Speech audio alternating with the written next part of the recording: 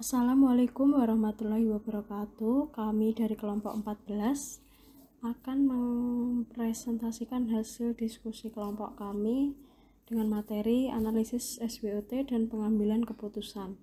Dengan nama anggota, 1. Rekan saya Cynthia Megawulansari, yang kedua Wahyu Bintang Putra, yang ketiga saya Yesi Krismonita. Analisis SWOT dan pengambilan keputusan. SWOT adalah singkatan dari strength, kekuatan, weakness, kelemahan, opportunity, peluang, dan threat, ancaman, di mana SWOT ini dijadikan sebagai suatu model dalam menganalisis suatu perusahaan yang berorientasi profit dan non-profit dengan tujuan utama untuk mengetahui keadaan organisasi tersebut secara lebih komprehensif. Analisis SWOT tidak hanya menarik untuk dikaji oleh para manajer atau para top manajemen perusahaan, namun menjadi menarik jika dikaji secara pribadi, terutama untuk melihat potensi diri seseorang serta prospek yang akan diraih dalam pekerjaan di masa depan. Selanjutnya, pengambilan keputusan. Dalam usaha mendukung pengambilan keputusan, maka analisis SWOT memiliki peran besar di dalamnya. Berbagai kalangan akademisi, birokrat, hingga praktisi bisnis telah mempercayai jika analisis dengan mempergunakan perspektif SWOT telah dianggap memiliki keunggulannya. Kita bisa memberikan peta kondisi terhadap keadaan yang terjadi berdasarkan realita yang ada, serta lebih jauh mampu memberikan penegasan terhadap keputusan yang akan kita lakukan di masa yang akan datang. Ada beberapa kegunaan analisis SWOT dalam mendukung manajemen pengambilan keputusan, yaitu 1. Mampu memberikan gambaran suatu organisasi dari 4 sudut dimensi, yaitu strength dan weakness serta opportunity dan threat. Kedua, dapat dijadikan sebagai rujukan pembuatan rencana keputusan jangka panjang.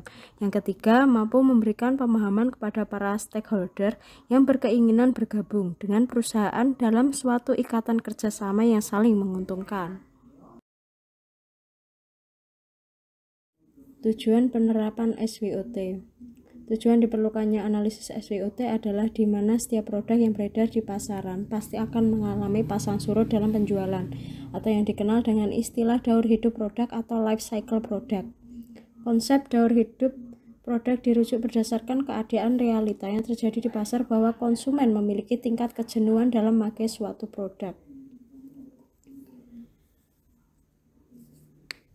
Untuk lebih jelasnya, kita dapat lihat pada gambar di bawah ini.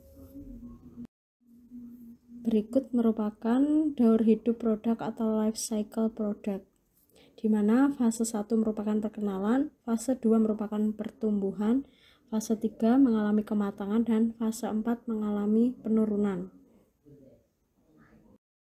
Adapun setiap fase tersebut adalah fase 1 adalah masa perkenalan suatu perusahaan dalam meluncurkan produknya ke pasaran. Pada fase ini, konsumen mulai mengenal dan menilai kualitas dan kuantitas produk tersebut. Fase yang kedua adalah masa pertumbuhan pada saat produk yang diciptakan oleh perusahaan tersebut telah masuk ke pasaran dan mulai memiliki nilai perhatian lebih daripada publik. Fase ketiga adalah di mana produk perusahaan telah mencapai kematangan atau kedewasaan, yaitu produk perusahaan telah masuk ke setiap benak konsumen dan para konsumen telah mengenal produk tersebut memiliki kualitas dan nilai di pasaran. Fase yang keempat adalah masa penurunan penjualan suatu produk. Pada fase ini, konsumen sudah mulai merasa jenuh terhadap produk yang dipakainya, sehingga pada fase ini mengharuskan perusahaan melakukan berbagai antisipasi jika tidak menginginkan dampak itu semakin parah.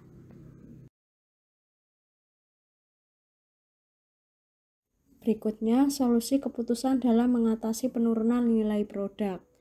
Yang pertama, melakukan kebijakan evaluasi secara menyeluruh terhadap beberapa produk yang telah diluncurkan ke pasaran. Yang kedua, menarik kembali produk yang diperkirakan akan terus mengalami penurunan jual. Alasannya adalah jika produk tersebut tidak ditarik dari pasaran, maka akan mempengaruhi penilaian publik di pasaran.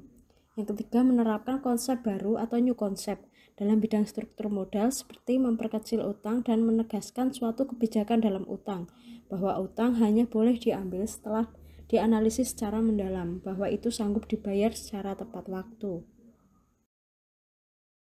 Selanjutnya, peranan SWOT sebagai bagian analisis manajemen risiko dan hubungannya dengan pengambilan keputusan. Peranan SWOT yaitu sebagai alat dalam menganalisis kondisi suatu perusahaan selama ini dianggap sebagai suatu model yang dapat diterima secara umum dan lebih familiar. Sebenarnya jika kita ingin mempergunakan sebagai model lain juga memungkinkan seperti BCG atau Boston Consulting Group, manajemen performance atau kinerja manajemen, balance scorecard, dan berbagai alat analisis lainnya. Beberapa organisasi fit dan non-profit telah lama menggunakan SWOT ini sebagai salah satu alat analisis mereka, seperti IPB dalam membuat rencana strategis untuk tahun 2008 sampai 2013, sehingga dengan menggunakan SWOT sebagai dasar analisis perusahaan dalam mengambil keputusan, maka diharapkan SWOT juga memungkinkan untuk dipergunakan sebagai salah satu model yang representatif dalam menganalisis manajemen risiko suatu perusahaan. 2. Di mana identifikasi risiko ini meliputi tentang bagaimana pihak manajemen perusahaan melakukan tindakan berupa mengidentifikasi setiap bentuk risiko yang dialami perusahaan, termasuk bentuk risiko yang mungkin akan dialami oleh perusahaan. Untuk membuat analisis dengan mempergunakan SWOT dengan harapan memiliki nilai kelayakan yang tinggi, maka penempatan alat analisis tidak hanya dilakukan dengan melihat kondisi mikro dan makro dalam negeri saja, namun juga luar negeri. Saat ini negara Indonesia menganut sistem moneter mengambang yang terkendali dan menerapkan prinsip perdagangan internasional sebagai salah satu pendukung pertumbuhan ekonomi nasional, serta perusahaan kuat untuk mengandung masuknya investasi dari luar negeri, khususnya dalam bentuk direct investment dan lain-lainnya. Berikut gambar investasi langsung dan investasi tidak langsung. Berdasarkan penjelasan dan pengertian dari direct investment dan indirect investment, maka selanjutnya perusahaan dapat menerapkan penggunaan model SWOT sebagai penegas keputusan jika ingin memilih salah satu dari kedua bentuk investasi tersebut, yang selanjutnya dapat dijadikan sebagai suatu rekomendasi untuk memiliki suatu model analisis SWOT yang baik. Perlu adanya dukungan data yang bersifat kualitatif dan kuantitatif. Faktor eksternal dan internal dalam perspektif SWOT. 1. Faktor eksternal. Faktor ini mencangkup lingkungan industri atau industri environment dan lingkungan bisnis makro atau makro environment, ekonomi, politik, hukum, teknologi, kedudukan, dan sosial budaya. 2. Faktor internal. Faktor internal ini meliputi semua macam manajemen fungsional, pemasaran, keuangan, operasi, sumber daya manusia, penelitian, dan pengembangan sistem informasi manajemen dan budaya perusahaan atau corporate culture. Faktor internal ini mempengaruhi terbentuknya strengths and weakness atau S dan W, di mana faktor ini menyangkut dengan kondisi yang terjadi dalam perusahaan, yang mana ini turut mempengaruhi terbentuknya perbuatan keputusan atau decision making perusahaan. Faktor internal ini meliputi semua macam manajemen operasional, yaitu pemasaran, keuangan, operasi, sumber daya manusia, penelitian, dan pengembangan sistem informasi manajemen dan budaya perusahaan atau corporate culture. Berikut tabel faktor eksternal dan internal perusahaan dalam perspektif SWOT. Berdasarkan pada gambar di atas, maka ada dua kesimpulan yang bisa diambil dan layak diterapkan oleh suatu perusahaan, yaitu 1.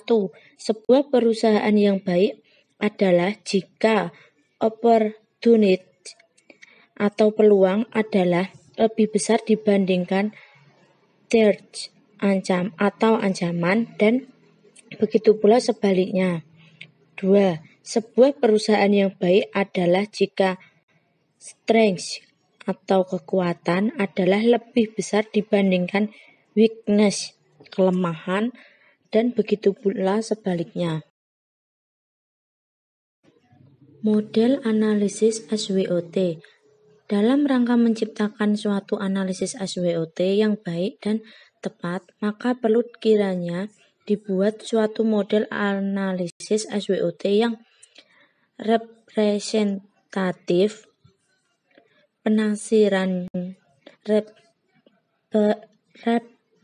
Representatif di sini adalah bagaimana suatu kasus yang akan dikaji dilihat berdasarkan ruang lingkup dari aktivitas kegiatannya, atau dengan kata lain kita melakukan penyesuaian analisis berdasarkan kondisi yang ada.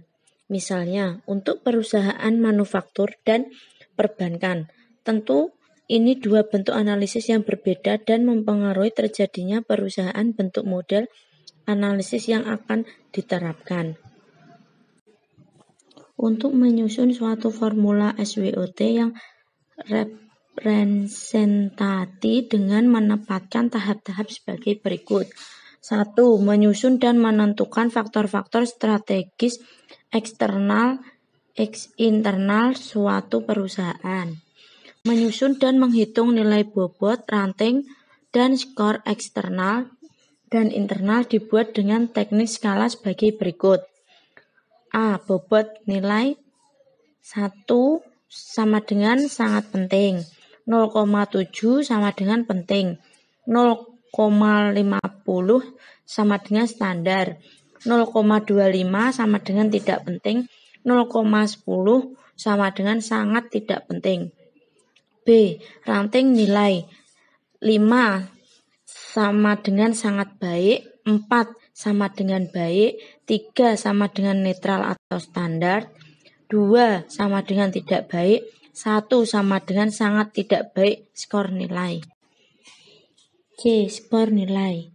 Untuk skor nilai dihitung dengan menggunakan formula sebagai berikut, yaitu dengan rumus SN sama dengan BN kali RN. Keterangan: SN skor nilai, BN bobot nilai, RN taring nilai. Catatan: pembuatan teknis skala tersebut sifatnya sangat tergantung pada penelitian yang bersangkutan. Jika yang bersangkutan ingin membuat lebih detail, tentu ia akan menempatkan nilai skala yang jauh lebih rapat, dengan tujuan agar pengukurannya menjadi lebih fokus dan akurat. 1. Menganalisis dan menentukan keputusan strategis dengan pendekatan matriks SWOT. Pada tahap ini, selanjutnya dilakukan analisis dan penentuan keputusan dengan menempatkan pendekatan matriks SWOT, di mana setiap hubungan tersebut diberikan solusi strategis yang harus dilakukan. Untuk lebih jelasnya dapat kita lihat pada tabel 20. Berikut ini tabel 20, format menganalisis dan menentukan keputusan strategis dengan pendekatan matriks SWOT. Opportunities 0. Peluang. Weakness W. Ancaman. Strength kekuatan. Strategis untuk SO. Strategis untuk ST. Threat T. Kelemahan. Strategis untuk WO. Strategis untuk WT. 1. Menganalisis dan menentukan keputusan strategis dengan pendekatan matriks SWOT. Pada tahap ini, selanjutnya dilakukan analisis dan penentuan keputusan dengan menempatkan pendekatan matriks SWOT, di mana setiap hubungan tersebut diberikan solusi strategis yang harus dilakukan. Untuk lebih jelasnya dapat kita lihat pada tabel 20. Berikut ini tabel 20 format menganalisis dan menentukan keputusan strategis dengan pendekatan matriks SWOT. Opportunities 0 peluang, weakness W ancaman, strengths kekuatan, strategis untuk SOW, strategis untuk ST, threat T kelemahan, strategis untuk WO, strategis untuk WT. Dalam hal ini Iskandar Putong mengatakan bahwa berdasarkan nilai peringkat dan pembobotan yang kemudian dikalikan akan diperoleh hasil kombinasi antara beberapa situasi sebagai berikut. A. Kekuatan kesempatan atau SO, artinya perusahaan menentukan strategis berdasarkan kombinasi kekuatan dan kesempatan yang bisa memanfaatkan kekuatan untuk menggunakan peluang sebaik-baiknya. B. Kelemahan kesempatan atau WO, artinya perusahaan harus membuat strategis bagaimana meminimalkan kelemahan yang selalu muncul dalam perusahaan dengan memanfaatkan peluang yang menguntungkan. C. Kekuatan ancaman atau ST, artinya perusahaan bisa memanfaatkan kekuatan baik dalam hal manajemen, sistem pemasaran maupun kemampuan finansial untuk mengatasi ancaman. D. Kelemahan ancaman atau WT, artinya perusahaan harus meminimalkan kelemahan dan menghindari ancaman. Dalam hal ini Iskandar Putong mengatakan bahwa berdasarkan nilai peringkat dan pembobotan yang kemudian dikalikan akan diperoleh hasil kombinasi antara beberapa situasi sebagai berikut. A. Kekuatan kesempatan atau SO, artinya perusahaan menentukan strategis berdasarkan kombinasi kekuatan dan kesempatan yang bisa memanfaatkan kekuatan untuk menggunakan peluang sebaik-baiknya. B. Kelemahan kesempatan atau WO, artinya perusahaan harus membuat strategis bagaimana meminimalkan kelemahan yang selalu muncul dalam perusahaan dengan memanfaatkan peluang yang menguntungkan. C. Kekuatan ancaman atau ST, artinya perusahaan bisa memanfaatkan kekuatan baik dalam hal manajemen, sistem pemasaran maupun kemampuan finansial untuk mengatasi ancaman. D. Kelemahan ancaman atau WT, artinya perusahaan harus meminimalkan kelemahan dan menghindari ancaman.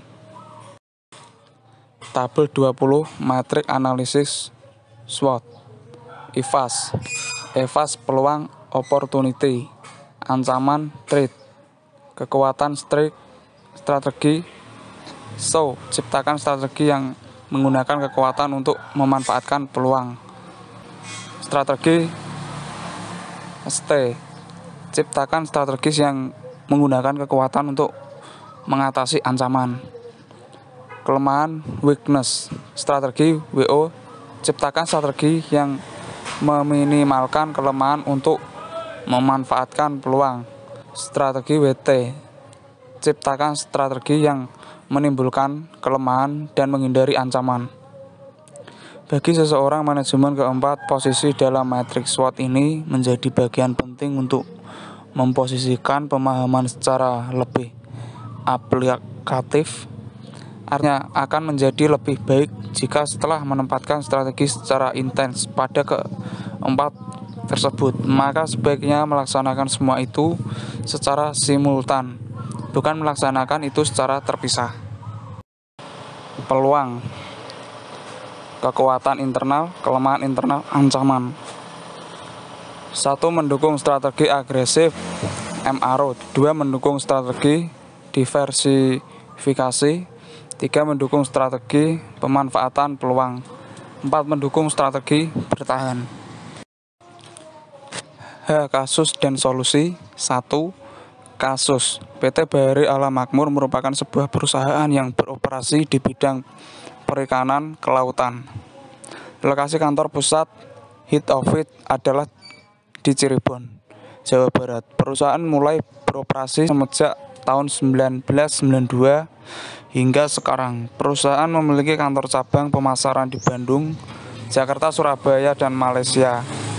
Semenjak berdiri di tahun 1992 hingga sekarang, perusahaan sudah sering mengalami pasang surut, baik karena persaingan bisnis hingga karena kondisi krisis ekonomi tahun 1997 dan 1998. Namun yang harus dicatat, produksi perusahaan hingga saat ini terus masih diminati oleh konsumen, baik konsumen domestik hingga internasional, dengan variasi produk yang beraneka ragam jenis dan cita rasa, mulai dari ikan segar hingga ikan kering.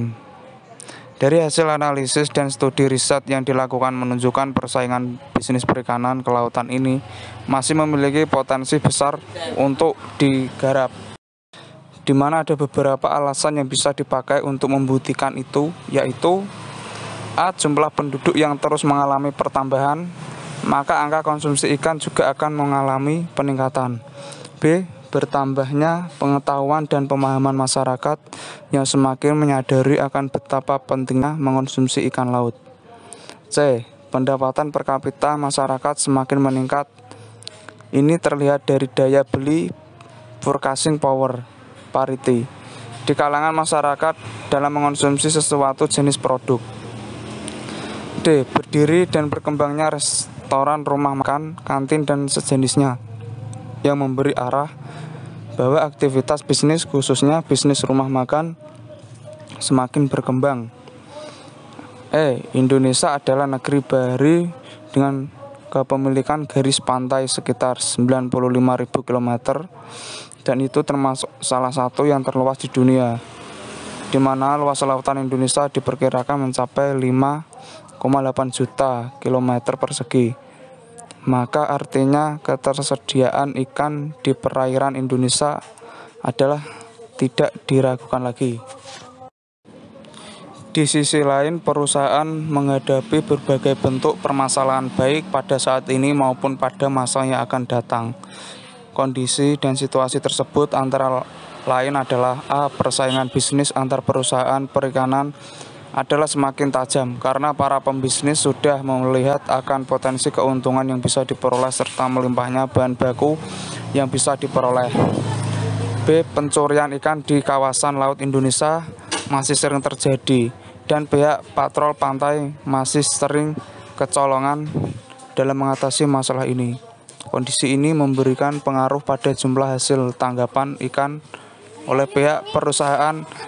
C. Tingkat konsumsi ikan penduduk Indonesia masih sangat rendah, rata-rata hanya 20 kg per kapita per tahun.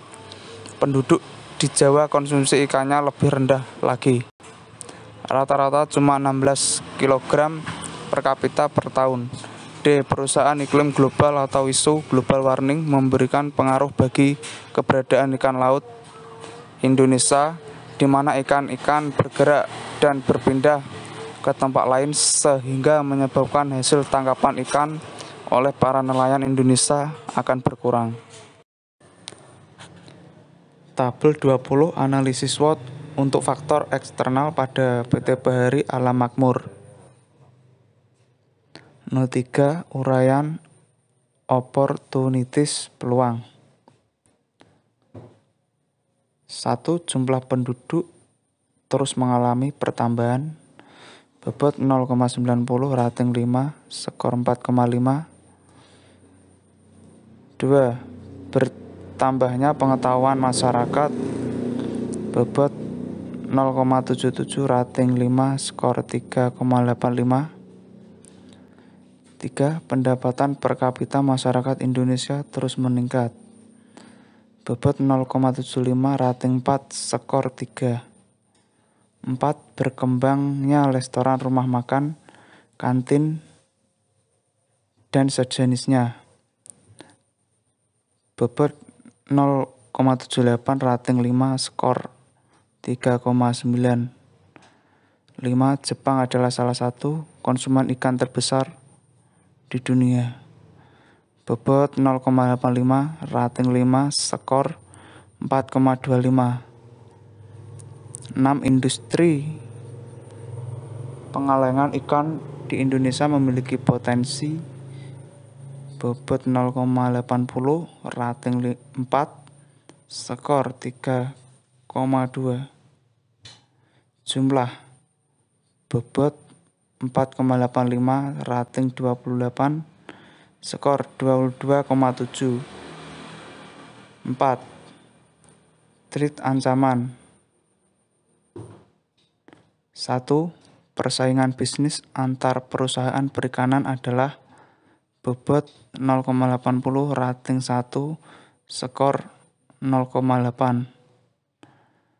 2. Pencurian ikan di kawasan laut Indonesia masih sering. Bobot 0,55, rating 2, skor 1,1. 3. Perubahan iklim global mempengaruhi bagi keberadaan ikan di laut Indonesia. Bobot 0,60, rating 2, skor 1,2. 4. Mulai akan segera diberlakukannya peraturan internasional tentang batas eksploitasi penangkapan ikan semakin ketat. Bobot 0,45, rating 3, skor 1,35. 5. Perusahaan memiliki utang dalam bentuk mata uang domestik asing foreign currency, maka ini memungkinkan terjadinya fluktuasi falas.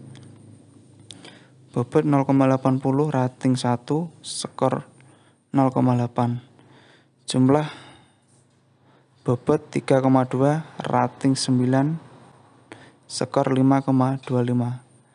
Jumlah S plus W bobot 8,05, skor 27,95.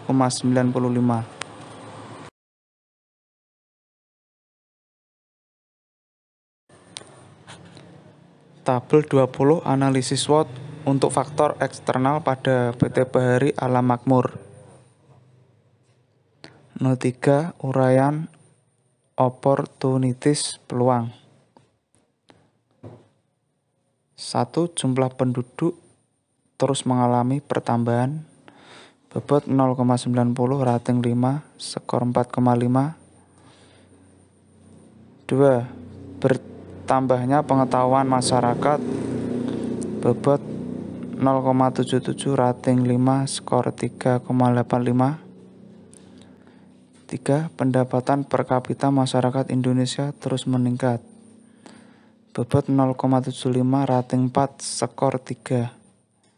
4. Berkembangnya restoran, rumah makan, kantin, dan sejenisnya.